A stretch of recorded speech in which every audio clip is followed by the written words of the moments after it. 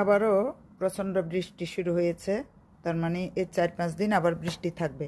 তো এই বৃষ্টিতে লাউ রক্ষা করার জন্য অবশ্যই আবারও আপনারা সাইড থেকে পলিথিন দিয়ে পানি কিছুটা কমিয়ে নেবেন। পানি হলেই কিন্তু গাছে আর ফলন পাবেন না, গাছ নষ্ট হয়ে যাবে, ফল নষ্ট হয়ে যাবে, লাউ নষ্ট হয়ে যাবে।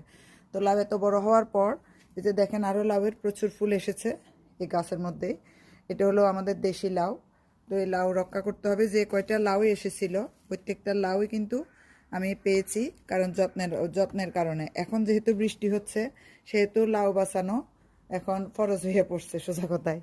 তো এখন গাছগুলা যেগুলো পড়ে গেছে ওগুলো সোজা করে দিতে হবে। আর প্রত্যেকটা লাউ, এই যে লাউটা পরাগায়ন হয়ে গেছে 2 দিন, এটাকে এখন পলিথিন দিয়ে দিতে হবে। বৃষ্টি আরও কয়েকদিন হবে। এই যে দেখেন এটাও পরাগায়ন হয়ে গেছে, এটাও আপনার পলিথিন দিয়ে বেঁধে দিতে হবে। দুইটাকে এখন পলিথিনের সাহায্য নিতে হবে বড় করার জন্য।